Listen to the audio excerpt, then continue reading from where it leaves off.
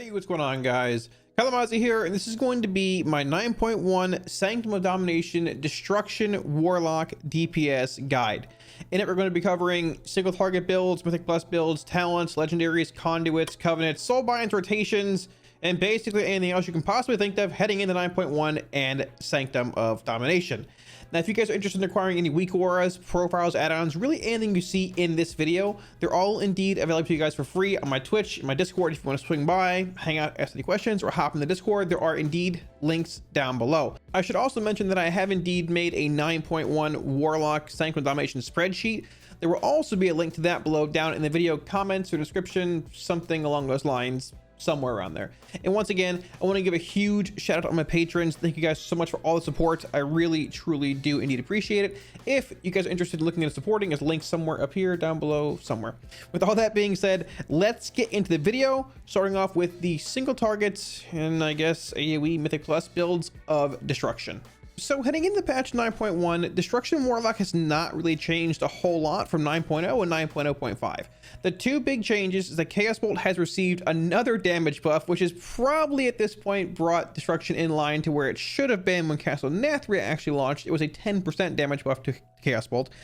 And number two is that eradication is now affecting pet damage, which means your main pet, your imp, succubus, voidwalker, felhunter, whatever you want, and your infernal. Now, not just your infernal's melee damage, but immolation aura. If you're playing Reign of Chaos, it affects those infernals. It affects Infernal Awakening, the actual landing stun damage effect.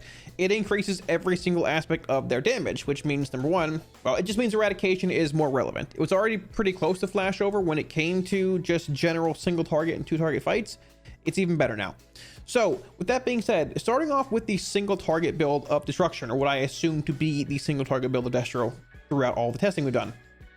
Flashover, Entropy, Cataclysm, Roaring Blaze, and Dark Soul Instability. I do think Dark Soul is pulling ahead of Channel Demon Fire a bit more this patch, and honestly, just having the Dark Soul Ruby, the 2-minute burst windows, or you know, if it's paired with your Infernal every 2 minutes, 3 minutes, whatever, is really, really strong. So I give the nod to Dark Soul here over Channel Demon Fire and Soul Conduit in this row. I will say if it's a fight where you have a single target boss and some stacked ads spawning, maybe a decent example is something along the lines of like Sun King Salvation at the start. You can play Channel Demon Fire for that bit of stacked single target cleave, but I just don't really think it's worthwhile. Dark Soul is a very strong ability and where I want to be in the 50 row here. 45 row, Roaring Blaze, Reign of Chaos, Grimoire of Sacrifice. Grimoire of Sacrifice is still garbage. We still don't play this talent. We still have two options in this row, and in single target / two target, Roaring Blaze indeed wins. Now I will say Reign of Chaos gains a lot of value in two target as long as the targets are stacked, because immolation aura, multiple infernals, multiple immolation auras pulsing on these targets. Even if they're not stacked, the extra shard generation you get from the Reign of Chaos infernals, if you get good procs, fuels more bolts in a havoc window, just more cleave damage, all of that. But with that being said, Roaring Blaze is still an exceptionally strong talent in single target when paired with Cinder's legendary, which we'll get to in a bit here, and two target, due to just being able to maintain pretty much permanent Roaring Blaze, which would be even easier to maintain at higher haste levels because of the actual like cooldown reduction, the higher haste we have. Roaring Blaze gets the nod in one target and two target settings. 40 row, Coil, Howl of Terror, Dark Fury. Coil is a good heal. Just play Coil. 35 row, your option is Cataclysm, Fire and Brimstone, or Inferno. So your only option in this row for single target and two target is Cataclysm. This is the only ability in this row that actually is a DPS gain in single target. These don't even matter in single target. Cata is very good in AoE as well, but just generally all around, Cataclysm is the choice in this row, and it's not very close. 25 row, Entropy, Internal Combustion, and Shadow Burn. Now this is where things get a bit more interesting and in-depth. Reverse Entropy is still very good. It's a mini bloodlust, heroism, whatever you want to call it, whenever it procs. It has a 30 to 40% uptime on average on a boss fight. The thing is, Shadow Burn has been changed in 9.1. I guess I didn't mention this. It now restores a shard. Well, it gave you a shard previously if the target died within 5 seconds, but it now refunds a charge as well if that target dies within 5 seconds, which is a huge change from 9.0 because it did not do that. So that means that you're essentially able to havoc the main boss. For example, let's say Kel'Thuzad in raid testing. Havoc Kel'Thuzad, then hit the ads that are dying, snipe a shard, but also cleaving the Shadow Burn onto the boss. Tab away, snipe another ad dying, cleave onto Kel'Thuzad again. It gives you like this insane skill ceiling with havoc windows, with shard play, And honestly, it's also a spell that Destro can just cast in the move in the first place, because outside of Conflagrate and I guess Rain of Fire if you wanted to, but you really don't in single target, you don't have a whole lot to cast in the move. It lets you squeeze in more shard consuming spells and havoc windows. It's just a good all-around ability. I do expect Shadowburn to see play this tier in Sanctum Domination, and quite possibly in Mythic Plus, depending on what you're doing. But we'll get to those talents in a minute here. First row, Flashover, Eradication, Soulfire. Soulfire has been solid in single target, but it's just sort of awkward to cast and is a bit redundant with applying Immolate. Flashover has been solid. It has extra synergy with Cinder's Legendary because Conflagrate. Cinders gives a third Conflagrate stack. It deals more damage and gives you another charge of Backdraft. Once again, Cinders, third Conflagrate charge. So you get one more stack of Backdraft and I guess one more Conflagrate dealing more damage. It's just a very solid effect. Like I mentioned, Eradication has indeed been improved, affecting pet damage now. I would not be surprised if Eradication pulled ahead in single target and quite possibly two target. At this point in time, I'm going to say Flashover still gets the nod here, or most of the general single target, two target cleave settings. But like I said, I would not be surprised if Eradication ended up pulling ahead. The effect gained a pretty decent amount of value, and I think it's going to be pretty real heading into 9.1. So single target wise, I'd still go with Flashover, Entropy, but if it's a cleave fight, Shadowburn. Cataclysm single target, Roaring Blaze single target, two target, and Dark Soul in your single target / two target settings. So there's potential in these two talents here. But starting off, I would still run this general build. Getting into Mythic Plus though, there are a couple different builds you can play of Destruction. So we're going to leave these sort of alone for now. The first build is Inferno, Reign of Chaos, Soul Conduit. I get a lot of questions about this build. This build is exceptionally strong in AoE. It is probably the single target, or it's the best build in the game of any spec if you're able to get full value out of it. But the full value requires the pack to live for half a minute, because that's your infernal duration.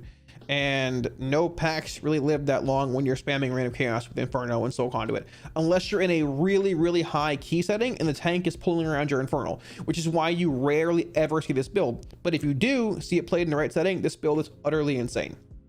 The problem is that it's lacking in single target. You have no Dark Soul, no Kata, no Roaring Blaze. But more often than not, if you're playing this build, it's in a fortified week and or a very coordinated high key where you need this huge AoE profile every X minutes with Wilfred's. The more reasonable, realistic build you see in Plus that I've been playing, I think most everybody else, is typically Flashover, Entropy, Cataclysm, Reign of Chaos, and Dark Soul Instability. This is more or less the 2-minute build. You don't play Grim Inquisitors. You typically play Wilfred's with this, and it gives you basically a 2-minute Infernal with Reign of Chaos and Dark Soul. So you sync your Dark Soul, you sync your Ruby if you have a Ruby, you sync your Infernal, and you really just have a strong damage profile every 2 minutes. It's good in single target, it's very good in AoE, and even you're still spamming Rain of Fire in AoE, but having that extra Dark Soul value means you can transition from doing like Rain of Fire spam when a few mobs die to having a very strong 2-target, single target burst profile at the end of that Dark Soul window. There is also the option of playing Roaring Blaze, Channel Demon Fire, or a mix of this in Mythic Plus. I would look maybe more on a Tyrannical week, something along these lines, or maybe more of a consistent damage profile. Roaring Blaze is impressive. It's not as bad as I thought it would be in Mythic Plus. Channel Demon Fire, once again, single target based, is indeed affected by Roaring Blaze. It has that stacked cleave if you cast it right with multiple adds being around it. So there's a few different builds of Destro you can play in Mythic Plus. I enjoy this build personally the most. I played it in the charity event like a month ago, give or take, and I think this build has the most overall reach. I don't think Eradication or Soulfire are going to see any play in Plus. But once again, keep an eye on Shadowburn, because what happens in Plus? Ads die a lot. Shadowburn could quite easily get the nod over Entropy in Mythic Plus for a lot of reasons. So this is the build I'm looking at mostly in Plus, playing Wilfred's with Ruby if possible. Shadowburn, maybe Entropy, these two. But I'm going to start off playing Shadowburn most likely and see how it goes. So when it comes to legendaries for Destruction Warlocks in 9.1, there are really 3 options that are stronger than the rest, and honestly too, if you look at how relevant Madness is. Starting things off here, Oder, I'm not sure how you even pronounce this thing. Either way, number 1, yes, it does work in single target, but it's not as good as your other single target options you have as far as legendaries go. It's not bad in 2-target settings, but it's just not really where you want to be. It's okay better single target options and better 2-target options for sure. Madness of Azakir is one of those 2-target options that's arguably better. This effect is very, very strong on fights like Huntsman Altamore, where you have permanent 2 targets. Whenever Havoc's off CD, you can go back into your Havoc window and basically cleave onto another target, which means that you can always guarantee those Havoc Chaos Bolts, reduce cast time, and get a crazy amount of value out of an effect like Madness of Azakir. The problem is that if there's a boss that has ads present in the first phase, but then is more or less a single target boss later on into the fight, this legendary loses a lot of value. Number one, because the sequencing of it is sort of awkward, having to build charge and then go like bolt, conflag, bolt. But the big thing is you're not able to replicate that 2x Chaos Bolt 25% damage increase, which is what this legendary is built around. You can do it in single target, but it's just not as impactful as something like Cinders would be. Cinders of Azakir is going to be your best legendary in rating in 9.1, barring something crazy happening, and it's not very close. Cinders is a legendary that is really, really strong, but it's not flashy like some that are in game. There are some that are incredibly flashy and allow classes to do an incredible amount of burst really quickly and then wait 2 minutes. Cinders is not that. Cinders just smooths out destruction, giving you a 3rd charge of conflict rate, basically, I mean, permanently. And it just smooths Destro so much. Better single target damage, better Havoc damage, smoother Havoc window. It's just a smoother spec as a whole, because keep in mind, conflict rate gives you, well, a charge of backdraft. If you're playing flashover, conflict rate gives you 2 charges of backdraft. And also, flashover gives you more conflict rate damage, which is synergistic with Roaring Blaze, because Roaring Blaze is applied by casting conflict rate and increases conflict rate's damage. So Cinders is one of the most it's a very, very good legendary. It's incredibly synergistic for Destro. It's very good in single target. It's your best one. And when it comes to 2 target, it's also very good, because having that extra conflict rate charge either going into your Havoc window or in your Havoc window, one means higher Roaring Blaze uptime on both targets, basically permanent. Number 2, more spells that are hasted due to backdraft charges. And number 3, just more spells in general in your Havoc window. Cinders is an incredibly good legendary for Destro, the best you can make in rating, and quite possibly the best in Mythic Plus as well. Although I will say Wilfred's is a close second, I personally feel, in Mythic Plus. Every soul shard you spend reduces the cooldown of your Infernal by 1.5 seconds. Now, this used to be 2 seconds, but it was nerfed when Shadowlands went live, probably for pretty good reason. Wilfred's does not see a whole lot of play in rating unless it's on a fight like Sun King Salvation, where you have these large ad waves spawning every 2 minutes or so, or you really need a large CD every minute and a half or 2 minutes roughly. With Wilfred's equipped, you can essentially do that depending on the parameters of the fight. It sees a lot more play in Mythic Plus, like I mentioned, playing the Cataclysm, Reign of Chaos, Dark Soul build, giving you the large 2-minute Infernal with Dark Soul, with Ruby if you have it. And that's basically it. You can play this in rating, and it's okay, it's fine, but it's not going to beat Cinders. Unfortunately, Embers and Odir are just not really where you want to be. They're sort of cool, they're a little flashy, but they just really don't hit the mark.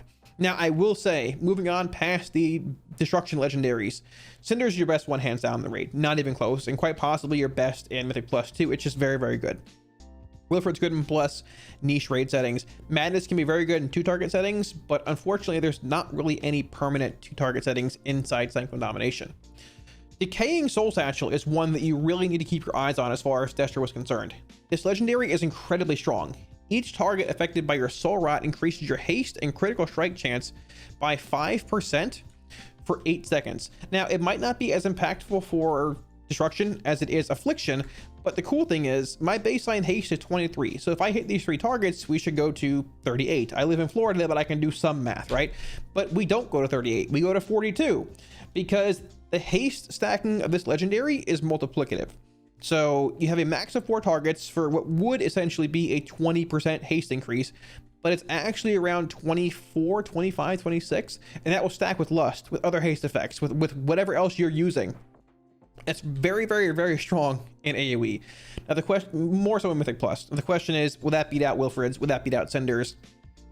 Not sure, but it's definitely something to keep your eye on, and something that's on the radar. If we had 2 legendaries in 9.1, this would probably be one of the 2 you play in Mythic Plus, but we don't. It's unfortunate. So either way, Soul Satchel is very good. probably a little better for Ath than it is Destro and Plus, but either way, definitely worth keeping your eye on. Cinders is going to be your #1 legendary in the raid, and most pretty much universally your best one. It is very good in Plus too. Wilfred's good in Plus. You can play it in the raid, not as good as Cinders. And Madness, while cool, is very, very niche, and not many fights this tier are going to be a good Madness of Azakir setting. #1, Cinders. #2, Wilfred's. Decaying Soul Satchel. And third, close one. Keep an eye on it.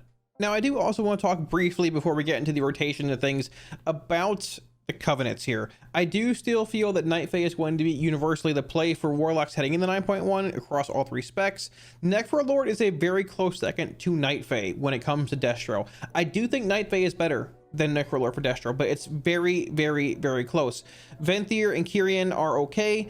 I would encourage you guys, if you really want, I'll place the link down below to look through Warcraft logs as far as Kyrian, Venthyr, and Necrolord parses go for the optimal Soulbinds. The potency conduits will indeed still be the same.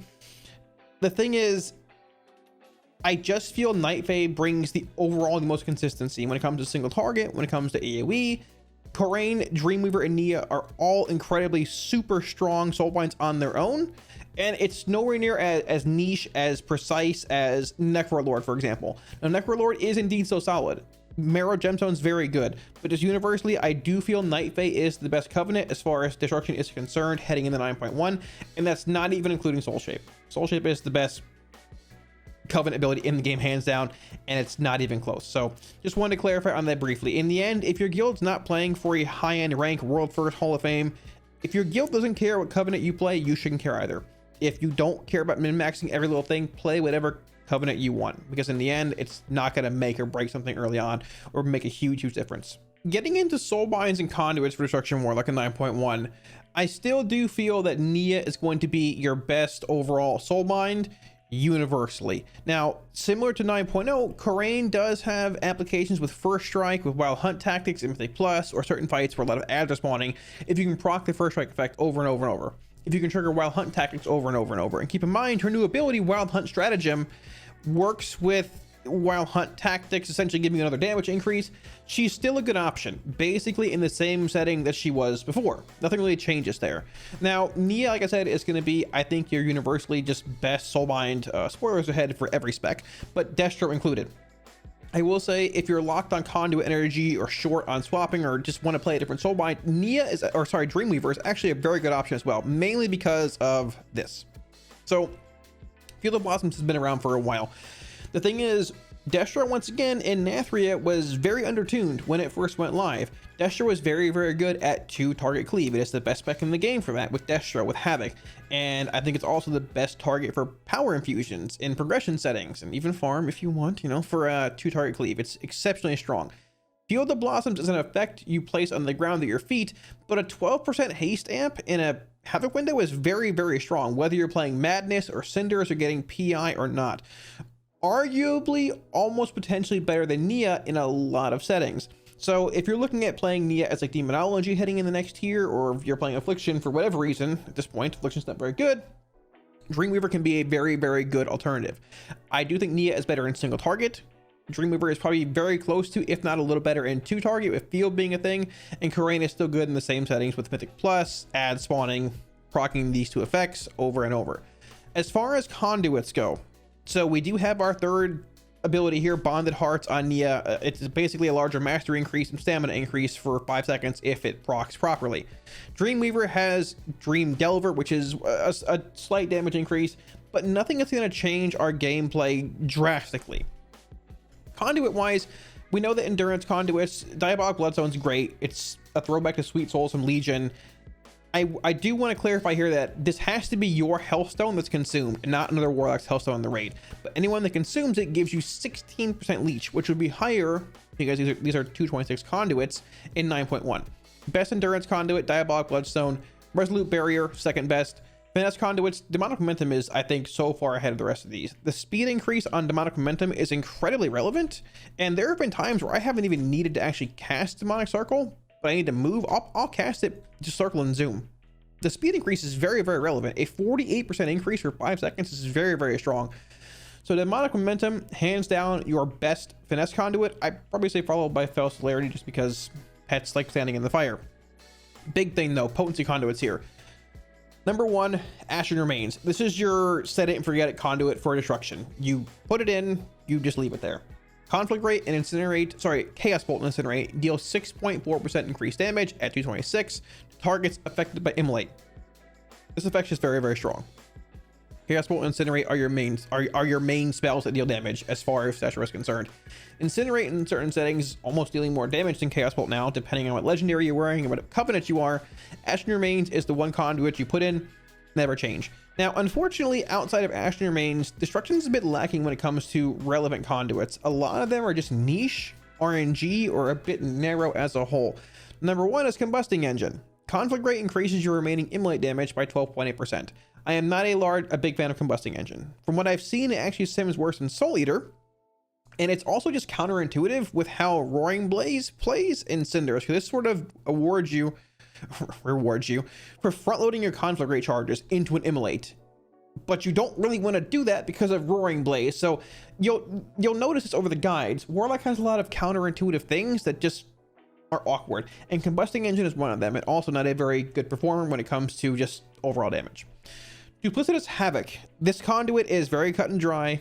It is good in 2 target settings where you're going to get Havoc value, which is a lot of Sanctum Domination. It's very good in those settings. It is completely dead in single target. There's no weird single target transfers here.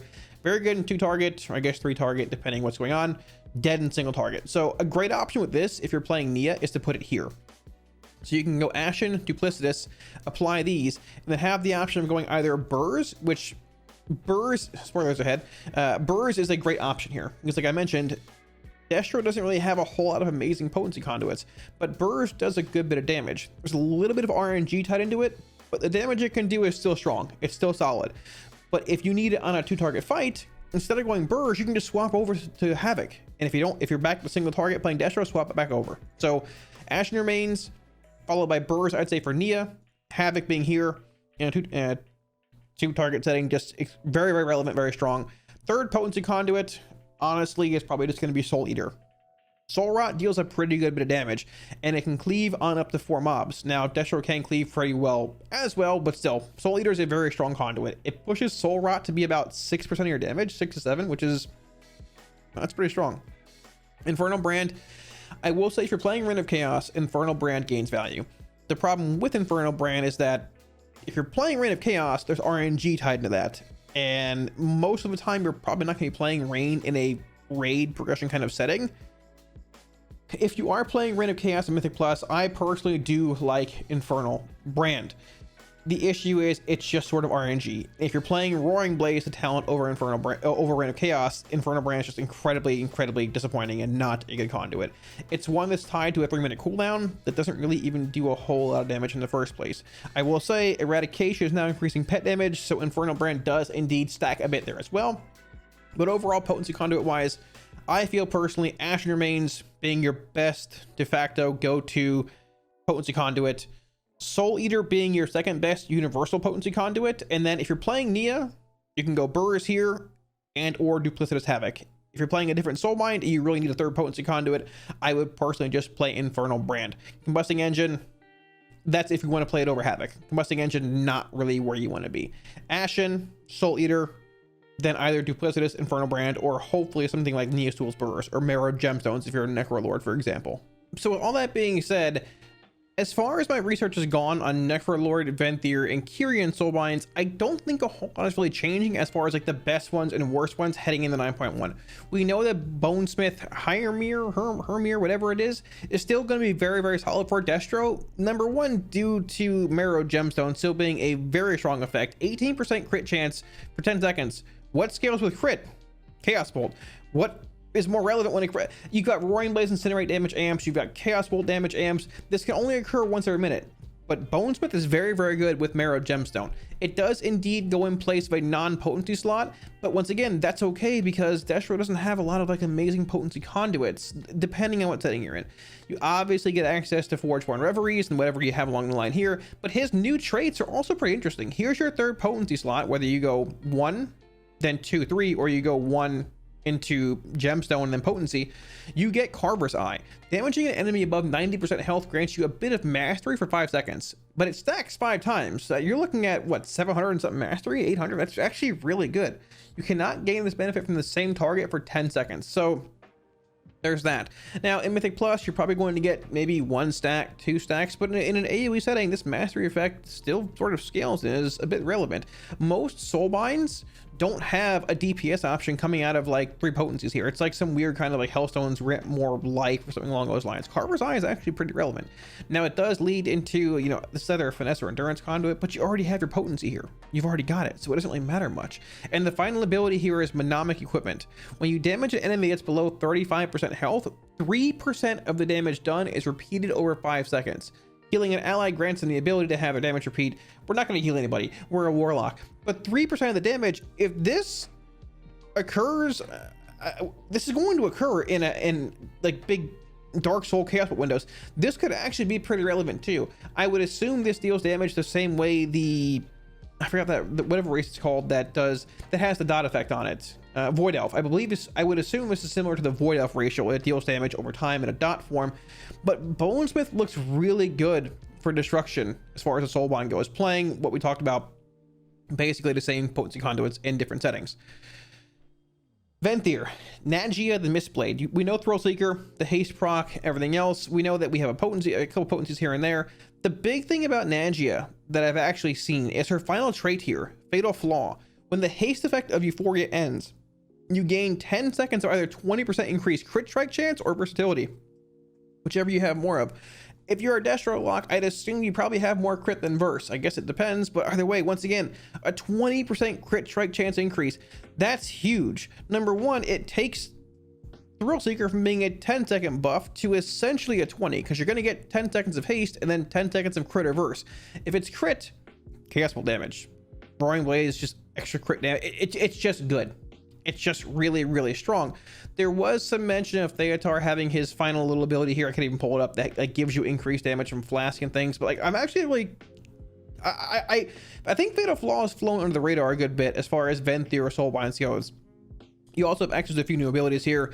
Sinful Preservation, Health Potions, and Hellstones grant you an Absorb Shield equal to 50% of the amount healed, which is actually not terrible. Enemies within 8 yards are slowed by 10%. If you fall below 35% health, enemies within 8 yards are rooted. So you have a bit of utility here and there, give or take. Like, Bonesmith's final ability looks pretty good. Nagia's final ability looks pretty good. And even when we move on to Kyrian stuff here, Pelagos has combat med, obviously, a few things here and there. But even Pelagos' final ability, Newfound Resolve. At any moment during combat, there's a low chance your doubt will manifest for 10 seconds. Directly facing your doubt will overcome it, granting 12 primary stat and stamina for 15 seconds.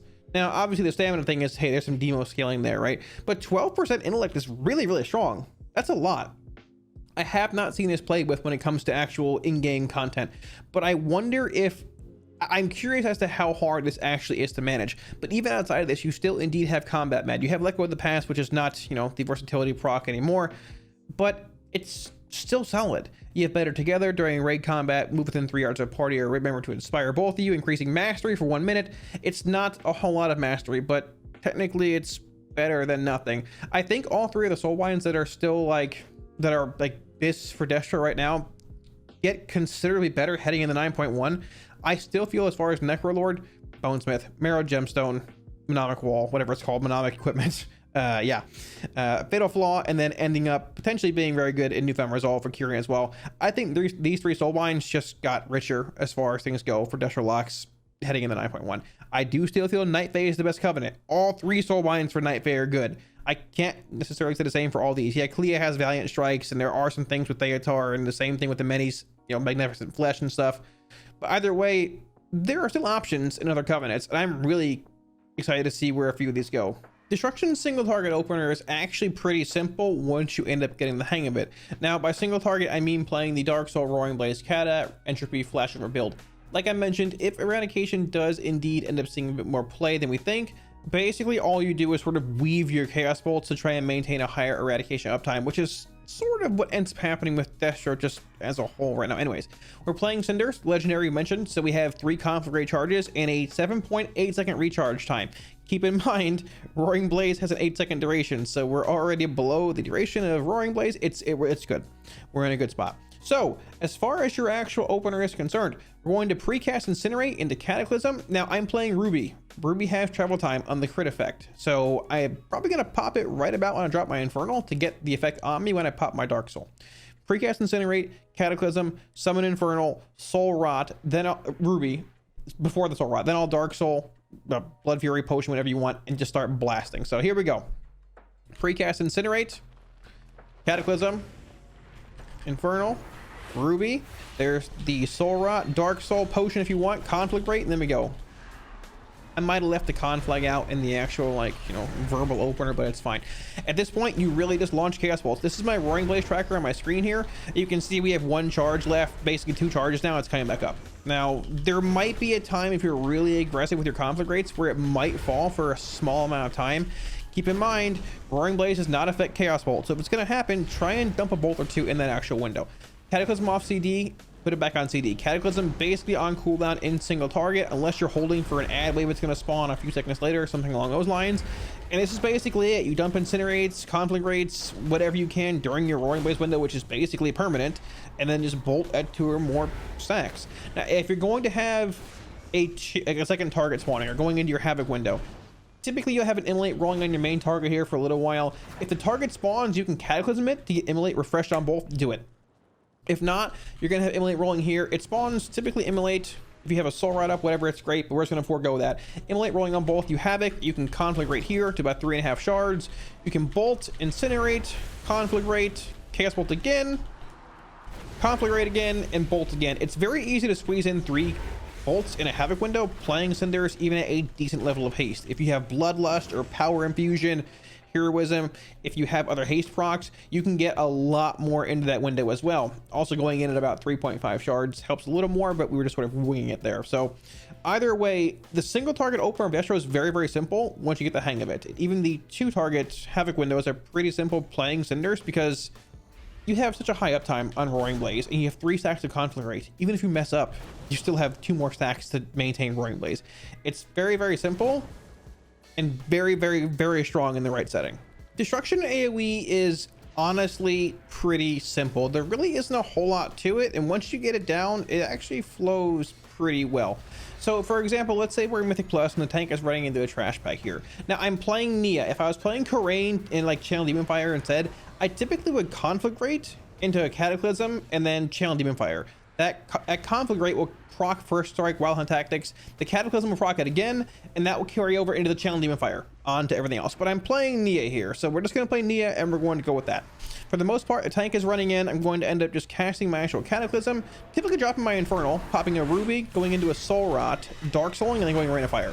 At this point, I'm going to Havoc and just use Havoc to build shards, and really just dump Rain of Fires, and hope for Infernal procs, just one there with Rain of Chaos, and really just go from there. And Destro can do a pretty substantial amount of damage as well with this build.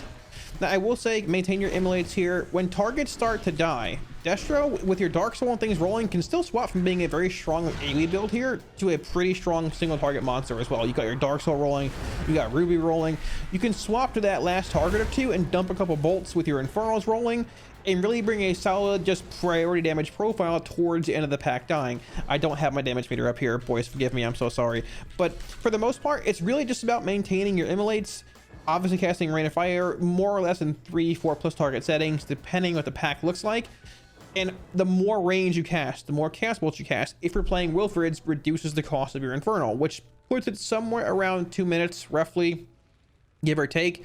And that means it lines up with your Ruby, with your Dark Soul. And this build can bring a solid single target damage profile as well, with Ruby, with Dark Soul, with Infernal, if you're playing Infernal brand or not. Let's take a brief look at what the huge Inferno Soul Conduit Rain of Chaos build looks like in AoE as well. So as mentioned, this build is not really played a whole lot when it comes to most Mythic Plus and things you see on retail. In high-end keys, like high fortified keys, where the trash pack will live for most of your Infernal's duration is where you start seeing this build. This build was also very, very strong on beta of Shadowlands, and they nerfed Inferno, they nerfed Reign of Chaos, they nerfed Wilfred's, they basically, I think they nerfed Soul Conduit too. They basically nerfed every element of this build because it was just too strong. But once again, even in the right settings, this build can be very good still. One of the big things being is that you don't have Cataclysm anymore, so you have to actually apply your immolates manually. But it's not terrible because at times the tanks running into the pack, you can just put a couple immos up, drop your Infernal, and just go. So let's say, for example, tanks running in, let's just lust. Why not? We're gonna lust. So put up a few immolates, tanks running in, tank pulse, immolate, immo. I'll pop my Ruby, drop my Infernal, go into Soul Rot, I'll even pot it, why not? Drop a Rain of Fire. And you just pray for refunds here. Rain of Fire, hope for an Infernal. And you can watch the shard gen commander from Soul Conduit and Inferno. At a certain point with the right procs, you just start spamming Rain of Fire.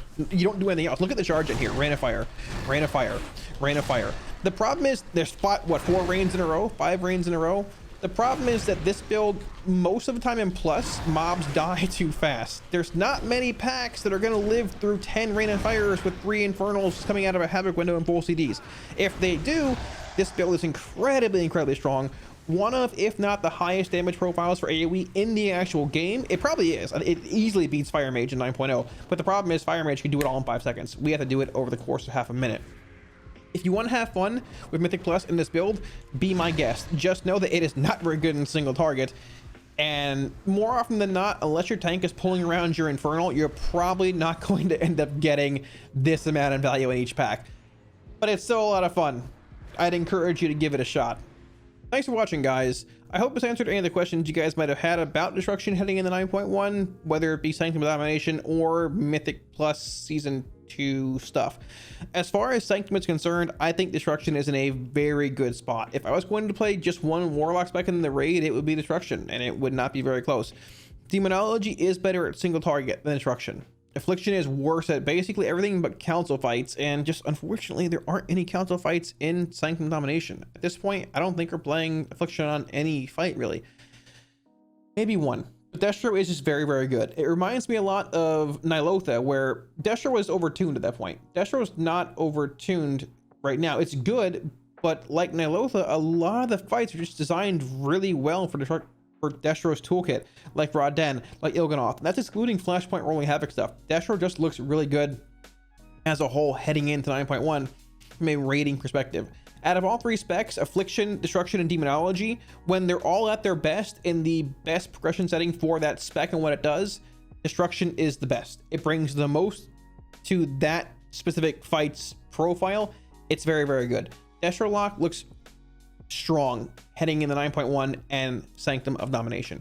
If you guys are interested in acquiring any weak ORS profiles or add-ons you saw here, there's links to my Twitch and Discord down below. If you want to hop in there, they are in both. Feel free to swing by stream anytime, ask any questions, hang out, feel free to do so. If you guys have any questions, also be sure to drop them in the section below. I will be sure to get back to you guys. I will throw a couple of random links down in the video description or comments, one of the two, if you want to look in there for the spreadsheet for 9.1 and all of that. Once again, give a huge shout out on my patrons. Thank you so much for the support, guys, over the course of 9.0, PTR, everything, all of that. Thank you so much for the support. If you guys are interested in looking at supporting, potentially, there will be a link above here or somewhere on the screen very soon. Thank you so much for hanging out, guys. Thank you for all the support. Hopefully this guide helped you out, and I will catch you all again soon on stream in 9.1. Peace.